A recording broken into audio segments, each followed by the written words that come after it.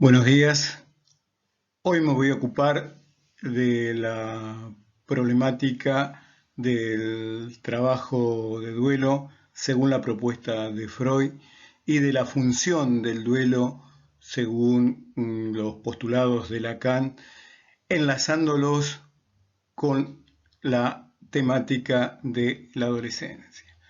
Bueno, empecemos. Parto de una breve viñeta de Eduardo Pavlovsky que se denomina El Minuto Fatal. El Minuto Fatal. Habla de su propia adolescencia. Recordé que mi padre me había enseñado de chico a boxear. Y juntos practicábamos durante años. Esto suele ser una actividad, un juego habitual entre el hijo y el padre. Yo fui creciendo y a los 15 años medía 1,80 m. Fíjense la modificación en la fuente de la pulsión. A los 15 años medía 1,80 m, hasta que juntos nos dimos cuenta que yo era el más fuerte de los dos y que mis golpes podían incluso llegar a dañarlo. Me había convertido en pocos meses en un peso pesado. Fíjense la velocidad del cambio en la fuente de la pulsión, el cuerpo. En pocos meses se había convertido en un peso pesado.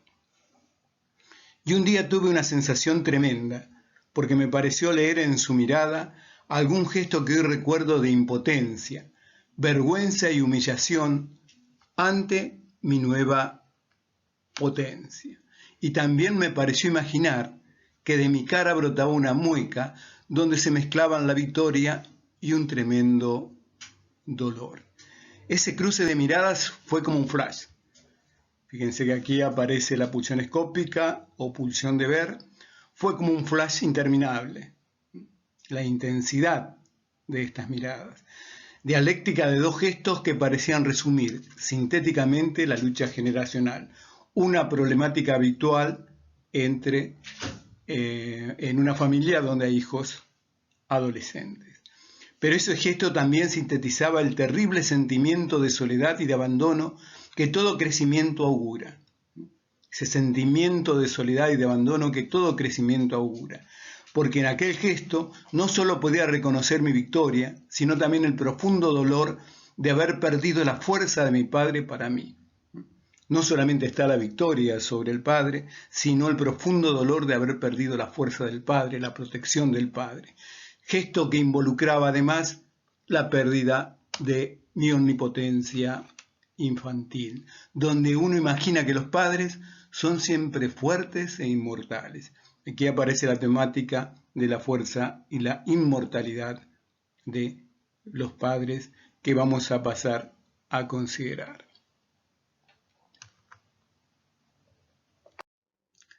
Ahora bien, si efectuamos una lectura estructural de esta viñeta y tomamos para pensar la estructura la propuesta de 1911 de Freud, en el caso Reber, de tener en cuenta el yo y la pulsión, nos preguntamos por el erotismo predominante.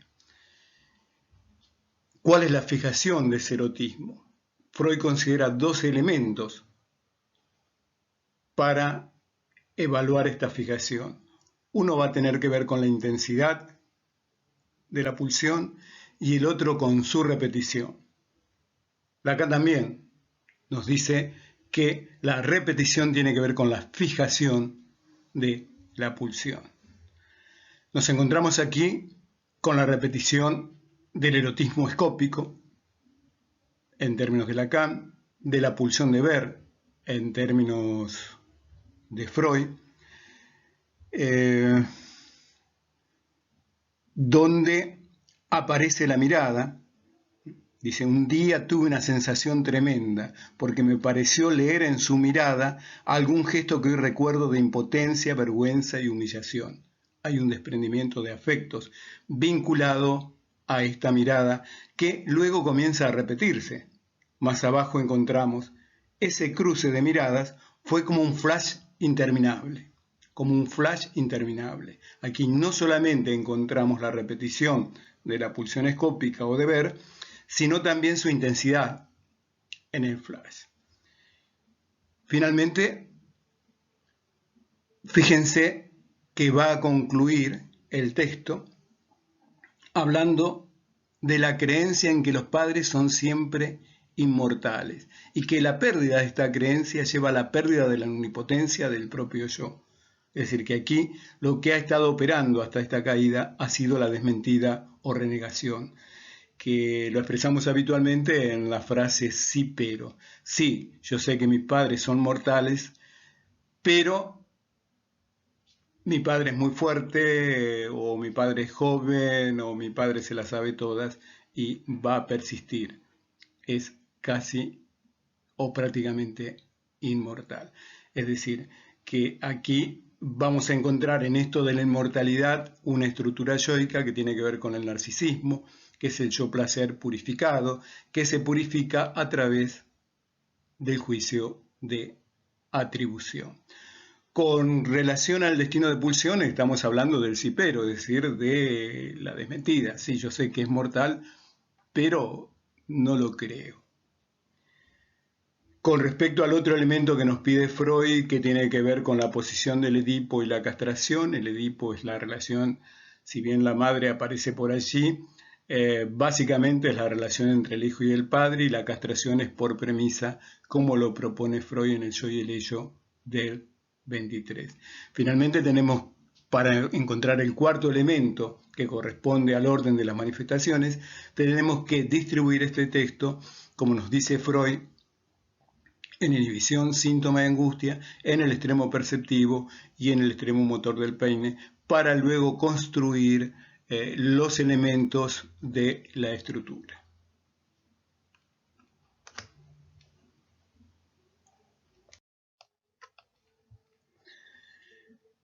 Voy a tomar para desarrollar este trabajo el texto de Freud, el volumen 14 de Amor Ortu, Duelo y Melancolía del 17, donde allí Freud se va a ocupar del trabajo de duelo, y también luego el seminario 6 de Lacan, el deseo y su interpretación de Paidós. Ya hablamos del tema de las traducciones y las dificultades.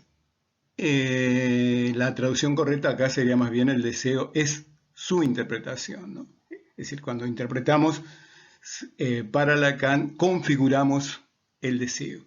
Acá nos va a hablar lo mismo que en el seminario 7 sobre la ética o el seminario sobre la transferencia, nos va a hablar de la función del duelo.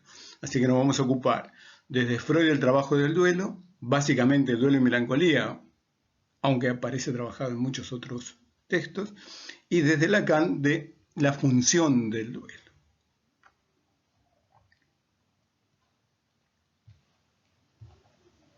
Bien, abordamos primero el trabajo del duelo en Freud, repito, trabajado en Duelo y Melancolía, y allí lo va a definir, dice que el duelo es, por regla general, la reacción, es una reacción, frente a la pérdida de una persona amada. Acá seguimos con la lógica dialéctica, ¿no? Frente a la pérdida de una persona amada o de una abstracción que haga sus veces como la patria, la libertad, un ideal, etc. Mencionaba recién la dialéctica, que en Freud, repito, va a ser la dialéctica de Fichte, porque la pérdida va a ser la tesis, la afirmación, y la antítesis va a ser la reacción, que en Freud también los podemos pensar con los principios de la termodinámica, que los toma Freud en el proyecto, acción, primer tiempo, segundo tiempo, reacción. En Duelo y Melancolía nos va a hablar de 4 momentos lógicos del duelo, o 4 tiempos. Un primer momento va a corresponder al dictamen de la ausencia, es decir, a un juicio de existencia de la pérdida del objeto. Un segundo momento, B, coloqué yo aquí, el proceso de clausura, donde se clausura el objeto perdido. Y ya vamos a ver que cuando hablamos de objeto hablamos de una gran variedad. en psicoanálisis. C, el tercer momento, la añoranza o nostalgia. Acá hay un desprendimiento de afecto. Y el punto D, el deshacimiento pieza por pieza, que ya vamos a ver bien de qué se trata. Comencemos con el dictamen de la ausencia o juicio de existencia. El juicio sabemos que es una afirmación. Yo puedo afirmar la computadora está encendida, estoy sentado, la ventana está abierta. Son los dos. Freud trabaja dos tipos de juicios en la negación del 25. El juicio de existencia, donde se afirma la existencia de un objeto o su representación, y el juicio de atribución, donde se atribuyen cualidades a este objeto, que los retoma en la respuesta a Jean-Hippolyte Lacan en los escritos. El dictamen de la ausencia, entonces, se emite un juicio, es decir, se afirma, y este juicio afirma o proclama la no disponibilidad de un objeto.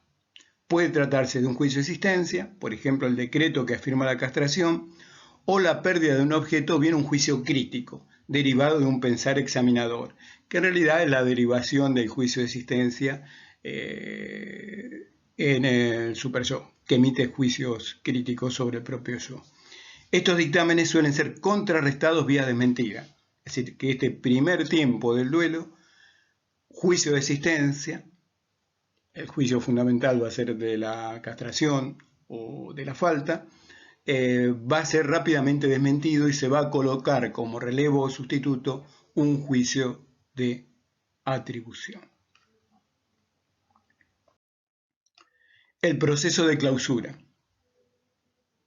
es otro de los momentos lógicos imprescindibles para este trabajo del duelo. Se deslindan las huellas de memoria del objeto perdido, de la realidad, lo cual implica que la representación del objeto ausente ya no tendrá su correlato en el mundo exterior, a la vez que se discierne, es decir, no se va a poder aplicar un juicio de existencia. Recordemos que los únicos premios Nobel que existen en psicología son sobre la teoría de los juicios.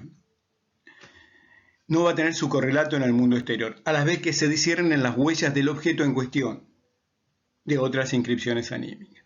Acuérdense que hay una diversidad de objetos en psicoanálisis. Aquí habitualmente hablamos del complejo del semejante como objeto, que es el que va a tomar Lacan en la fase del espejo, pero también tenemos el objeto que trabaja en el proyecto Freud y que denominó Das Ding, que lo toma del noúmeno de Kant. Das Ding traducido como la cosa, que luego lo va a enlazar Lacan en el seminario 7 con su primera versión de objeto A. La versión de aparato psíquico de Freud de la cebolla, donde la llancia, el agujero de la cebolla, se va a constituir en un objeto que va a ser como el prototipo o el modelo de una falta estructural. Es decir, cuando hablamos de objeto, nos tenemos que preguntar de qué objeto estamos hablando. También tenemos el objeto consciente, formado por representación palabra, representación cosa, en fin, una diversidad. Sigamos. Añoranza o nostalgia, tercer momento o tiempo lógico. Hablamos de un desprendimiento de afecto. En su intensidad, esta investidura puede derivar en una cierta estasis, estancamiento, que implica un estado tóxico y desprendimiento de dolor psíquico. El duelo duele. Ustedes saben que etimológicamente tenemos dos derivaciones del término duelo. Duelo como desafío, como cuestionamiento. De hecho existe el duelo criollo, digamos, en nuestro país, o existía antes con mayor intensidad, y el duelo como dolor, digamos. El crecimiento de la investidura de añoranza se debe al carácter irrestañable del objeto decretado ausente, decretado vía juicio, ¿no? De esta manera, se generan condiciones económicas, es decir, de distribución de la energética, similares a la de una investidura de dolor de una región lastimada del organismo. Freud, 1926. Similares, no es lo mismo, ¿no? Acuérdense que el dolor es una pseudopulsión. Acá estamos hablando del dolor anímico, de este desprendimiento de afecto. Finalmente tenemos el deshacimiento pieza por pieza. Deshacimiento pieza por pieza. El término deshacimiento implica el retiro del alivio, la despoblación del alivio. Ustedes recuerden que en la última traducción de Echeverry de las cartas de Fliss completas, sustituye el término investidura por población, como sustituye el término pulsión por querencia. Así que la desinvestidura sería como un despoblamiento, digamos, que se hace pieza por pieza. Fíjense, implica el retiro de la investidura o de la población energética de cada una de las huellas que forman la representación cosa, fundamentalmente las visuales, es decir, la representación cosa va a estar organizada por lo visual, la pulsión escópica, y la representación palabra, subrogada por las acústicas. Es decir, lo acústico es el organizador de la palabra de Freud, de acuerdo a su propia teoría del lenguaje, que es diferente a la teoría del significante propuesta por Lacan. Nosotros sabemos que tanto Freud como Lacan parte de las afasias para construir su teoría del lenguaje, pero son dos teorías diferentes. Una basada en la palabra, que vamos a ver que es un todo complejo formado por 4 elementos, y el otro es el significante, que va a tomar de Saussure, pero fundamentalmente de Roman Jakobson, aunque luego va a introducir la posición de Peirce. Sigamos. Aquí les presento una representación gráfica de Freud, donde habla del objeto, o que nos muestra el objeto preconsciente-consciente, formado por la representación palabra y la representación cosa y su respectivo enlace. Esto lo encontramos en el artículo de Freud del 15, lo inconsciente, en el apéndice C, palabra y cosa, y también que el editor lo toma del primer texto de Freud de 1891, la afasia. Esta palabra hace al fundamento de la teoría del lenguaje en Freud. Fíjense que va a estar formada por la palabra, formada por 4 elementos: la imagen sonora, la imagen visual de la lectura, la imagen de la escritura motriz y la imagen motriz del hablar, del movimiento de las cuerdas vocales. Supongamos que tenemos una palabra, madre o padre o la que ustedes quieran. Partimos de madre, habría una imagen sonora de la palabra madre. Cuando el chico la profiere, aprende a hablar, decimos, se va a formar una imagen motriz de la articulación del aparato fonador, básicamente de las cuerdas vocales. Si el chico tuviese algún problema, fuese tartamudo o algún tipo de dificultad, la defensa estaría obturando o perturbando este enlace. Acá estaría. Podría tratarse de la represión, de la desmentida, de la forclusión. Lo cierto es que el chico no podría pronunciar bien sus palabras porque este enlace está perturbado, y nosotros entonces tendremos que apelar a la construcción, a la interpretación y o al señalamiento para resolver este tipo de problemáticas. Tenemos entonces aquí 2 elementos de la palabra freudiana: la imagen sonora, mamá o madre, y la imagen movimiento del aparato fonador. Cuando el chico aprende a leer, vamos a hablar de una imagen de la lectura. Acá va a estar investido u ocupado por la pulsión escópica o pulsión de ver. Si el chico tiene problemas de lectura, le cuesta aprender a leer, o el chico o el adolescente, la defensa va a recaer, o el destino de pulsión o la respuesta va a recaer sobre este enlace. Repito, puede tratarse de cualquiera de las defensas, tendremos que indagarlo. Lo cierto es que el chico va a tener problemas en la lectura. Y finalmente, cuando aprende a escribir, se va a constituir una imagen de la escritura, de la palabra mamá, y la defensa, si hay algún tipo de perturbación, escribe mal o le cuesta escribir, tiene dificultades, la defensa va a recaer sobre este enlace. Con relación a la lectura, recordemos que el chico aprende a leer mucho antes de leer en papel o de leer un texto externo, va a aprender a leer en su familia el rostro de los padres. Fundamentalmente los gestos, los rasgos de la madre, que para Winnicott van a ser las primeras letras en ser leídas, básicamente. Así que tenemos aquí la palabra freudiana, que es un todo cerrado formado por estos 4 elementos, la imagen sonora de la lectura, visual de la imagen sonora de lo acústico, la imagen visual de la lectura, motriz de la escritura y motriz del aparato fonador. Esta palabra se va a enlazar cuando el chico entiende la palabra, cuando comprende la palabra, se va a enlazar con la representación cosa. La representación cosa en realidad va a ser el concepto. El concepto o representación cosa va a estar organizada por lo visual, acá estaría lo visual. Y para Freud va a ser un todo abierto, donde van a existir huellas táctiles, alguna acústica, olfativas, gustativas, se pueden adherir otro tipo de huellas. Esto es lo que le va a permitir al chico comprender. Cuando el chico lee sin comprensión, que no entiende, es porque la defensa ha recaído sobre este enlace, que habitualmente la represión puede perturbar este enlace. Entonces el chico lee como palabras vacías, sin entender.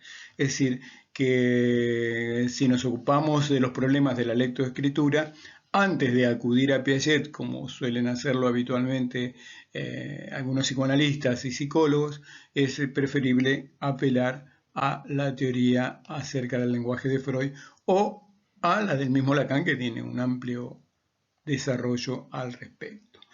Acá se va a formar el objeto cuando están enlazados. Cuando la represión rompe este enlace, decimos que la cosa es inconsciente, la representación cosa. Yo aquí grafiqué para mostrar cómo se forma el semejante y ver las piezas del semejante. Supónganse la palabra madre, que se refiere a la madre. Va a tener un nombre, podría llamarse Carmen, es una representación palabra, formada de acuerdo a estos 4 elementos. Va a estar enlazada al núcleo sexuado, que es una representación cosa. Acá estaría la cosa, aquí. Y va a tener 2 predicados. ¿Por qué? Porque esa madre puede sonreír, estar alegre, estar contenta, va a haber un predicado afectivo y también va a haber un predicado motriz. La madre puede caminar, sentarse, salir, realizar distintos tipos de desplazamiento. Cuando trabajamos el tema del duelo, Freud va a hablar de un deshacimiento pieza por pieza. Siempre las piezas van a ser 4, el nombre, representación palabra, el núcleo sexuado de una mujer, representación cosa, y los 2 predicados, el afectivo y el motriz. Y tendríamos que ir trabajando cada uno de estos elementos.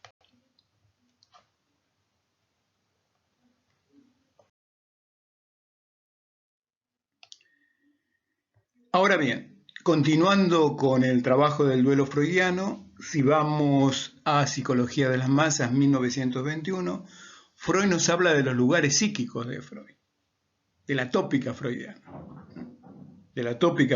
y nos dice, en la vida anímica individual aparece integrado siempre lo considera Freud, efectivamente el otro, que va a ser el semejante, ¿no? Como modelo o no. Yo digo semejante porque es lo que veníamos trabajando, pero podría no serlo. Como modelo, como objeto, como auxiliar o adversario. Esto está en la página 114. Son 4 posiciones que yo grafiqué acá. Le reservamos la posición sujeto. Aquí alguien va a ocupar el lugar de modelo, el de objeto, el de rival y el de auxiliar. Desde luego el analista ocupa todas estas posiciones.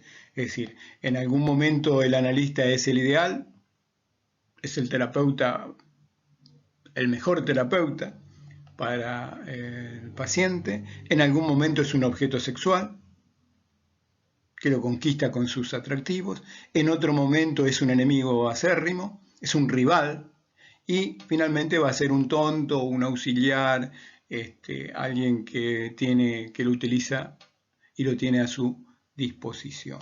Los padres también en algún momento van a ocupar esta posición de modelo o ideal, los padres van a ser lo más maravilloso, en otro momento los padres van a ser los más hermosos y bellos de la humanidad, y en otro momento van a ser rivales acérrimos, y finalmente van a ser unos tontos que van a ser usados por el adolescente. Así que acá tenemos que hay que duelar, si estamos trabajando el tema de los padres, el padre como ideal, el padre como objeto sexual, el padre como rival y el padre como auxiliar. Desde luego, para la madre o cualquier tipo de objeto que sea la pérdida. Bien, pasamos ahora a la función del duelo en Lacan. Seminario 6. El deseo es su interpretación. Nos va a hablar del objeto A, que le fue inspirado a Lacan durante una de sus lecturas de Duelo y Melancolía. También Lacan habla de que, o lo vincula al objeto A con el objeto transicional de Winnicott. La función del duelo no consiste en relevar o sustituir el objeto perdido, si las catáfilas de la cebolla que veníamos trabajando en el trabajo de duelo de Freud, sino en cambiar la relación a ese objeto A, a ese objeto que hace de fundamento, que es causa del deseo. Esta modificación de la relación al objeto es la constitución del objeto como objeto del deseo, como les acabo de comentar. Esto es lo que Lacan va a llamar función de duelo. Finalmente paso a la consideración de Arminda Verasturi. Estos son los duelos clásicos, los típicos de cualquier estudiante de niñez y adolescencia. Lo primero que se estudia son los duelos de Verasturi, que los propone en 1971 con Mauricio Nobel. Nos hablan del duelo por el cuerpo infantil. Acuérdense en la viñeta que leímos, donde crece rápidamente, pasa a una estatura de 1,80 m, a ser prácticamente un gigante. Hay una modificación de la fuente de la pulsión por los padres de la infancia, donde él, Pavlovsky derrota a su padre, lo vence, pero no es solamente un vencer motrizmente, sino también intelectualmente, porque adquiere nuevas lógicas de pensamiento. Si lo toman de Piaget, va a ser el pensamiento formal, y por la identidad infantil, que tiene que ver con las identificaciones. Aquí también se juega el tema de la bisexualidad y la renuncia del autoerotismo. Bueno, esto es lo clásico de los duelos que se suele estudiar en adolescencia, digamos. Finalmente llegamos a los criterios del DSM-5 para el trastorno por duelo, complejo persistente, ¿no? Duelo persistente, y han establecido una serie de ítems. Esto quedaría a nivel de las manifestaciones, pero evidentemente no implica un diagnóstico estructural. Fíjense por qué. El individuo ha experimentado la muerte de alguien con quien mantenía una relación cercana. Ha fallecido alguien cercano. B. Desde la muerte al menos uno de los síntomas siguientes está presente casi diariamente, es decir, aparece cotidianamente, a un nivel clínicamente significativo, y persiste, tiene que ser intenso, y persiste durante al menos 12 meses, en el caso de los adultos, tiene que durar 1 año, y 6 meses para niños y yo diría también adolescentes tempranos. ¿Cuáles son estos ítems? Anhelo, añoranza persistente del fallecido, pena y malestar emocional, intensos en respuesta a la muerte, preocupación en relación con el fallecido, preocupación acerca de las circunstancias de la muerte. Aquí continuamos. Vamos a hablar del punto C. Desde la muerte, al menos 6 de los síntomas siguientes están presentes casi diariamente, es decir, cotidianamente, a un nivel clínicamente significativo. Aquí se repite lo que habíamos leído para el anterior: 12 meses para el adulto, 6 meses para el niño o el adolescente temprano. Importante dificultad para aceptar la muerte, se le hace complicado. Incredulidad o anestesia emocional en relación con la pérdida, dificultades para rememorar de manera positiva al fallecido, amargura o rabia en relación con la pérdida, valoraciones desadaptativas acerca de uno mismo en relación con el fallecido o con su muerte, excitación excesiva de los recuerdos de la pérdida, es decir, comienza a pensar y los pensamientos, los recuerdos se apoderan de él, deseos de morir para poder estar con el fallecido, es decir, acá habría algo de la identificación, pero que ellos no trabajan con la persona perdida, dificultades para confiar en otras personas desde el fallecimiento, sentimientos de soledad o desapego de otros desde la muerte, se comienza a separar, a aislarse, sentir que la vida no tiene sentido o está vacía sin el fallecido, o creer que uno no puede funcionar sin el fallecido. Se siente imposibilitado. Confusión acerca del papel de uno en la vida o de una disminución del sentimiento de identidad propia. Acá se pone en juego algo del orden de las identificaciones. Dificultad o reticencia a mantener intereses o hacer planes de futuro desde la pérdida. No puede proyectar, no puede armar algo a futuro, no puede anticiparse, digamos. Como ven, todo esto en el plano proyectivo, y están dejando de lado una consideración estructural que es lo típico del psicoanálisis. D. La alteración provoca malestar clínicamente significativo o disfunción en áreas sociales, laborales u otras áreas importantes del funcionamiento del sujeto. Y finalmente, el punto E, la reacción de duelo es desproporcionada o inconsistente con las normas culturales, religiosas o apropiadas para su edad. Acá hay un desfase, digamos, en la intensidad de la reacción. Bien, esto es todo hasta aquí. El DSM-5 es, yo lo menciono porque los que estén trabajando en clínicas u hospitales se les va a solicitar sin duda una evaluación de acuerdo al DSM-5, pero como ustedes notarán, y evidentemente es algo que hace a la manifestación algo descriptivo, que quedan en el contexto de la estadística, es decir, de un pensamiento inductivo, que en algún momento vamos a ver todas las dificultades de las estadísticas y del pensamiento inductivo. Por algo ni Freud, ni Lacan, ni Klein, ni Winnicott lo utilizaban la estadística, y queda en el orden de la manifestación. Pero nosotros sí hacemos, por el contrario, consideraciones estructurales. La que hemos trabajado aquí tiene que ver con 1911, con el caso Reber, pero desde luego tienen un modelo de aparato psíquico y para un diagnóstico estructural en el proyecto, Fisi Omega. La primera tópica, carta 52, capítulo 7 de la interpretación de los sueños. La segunda tópica de Freud también permite hacer un diagnóstico estructural, yo, superyo, ello y realidad exterior. Y desde luego tenemos las consideraciones de Lacan, donde Lacan nos va a terminar diciendo que la topología es la estructura, es decir, que va a implicar un análisis estructural. Bien, concluyo con la bibliografía. La bibliografía, yo recurrí a estos textos: Duelo y Melancolía, como les había dicho anteriormente, volumen 14 de Amor Rortu. Apelé a Lacan, El deseo y su interpretación, seminario 6. Un texto mío, Ética y quehacer del analista con niños y adolescentes, donde trabajo todo el tema de la palabra y de las consideraciones estructurales. No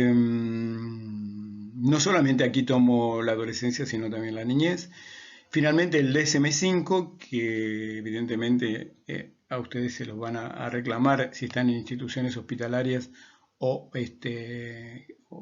o clínicas privadas, pero acuérdense que sirve solamente para un diagnóstico de comunicación con otros colegas, pero cuando llegue el momento de ponerse a trabajar tienen que hacer un diagnóstico estructural psicoanalítico. Bien, continúa la bibliografía. Aquí otro texto mío donde trabajo todo el tema de la palabra. Este es un buen texto si les caen, si les demandan análisis por problemas en la lectoescritura. Yo trabajo mucho el tema de la palabra aquí y del comprender. El texto que les había mencionado de Arminda Verasturi, donde están los duelos, también hay un síndrome de la adolescencia normal, donde hay una serie de ítems descriptivos, ¿no? Esto queda a nivel descriptivo. Desde luego los duelos de Verasturi los toma de Freud, ¿no? Bien, y finalmente otro texto mío, La niñez y la adolescencia y el discurso capitalista, donde lo enlazo con el contexto social y comunitario. Bueno, esto sería todo. Gracias.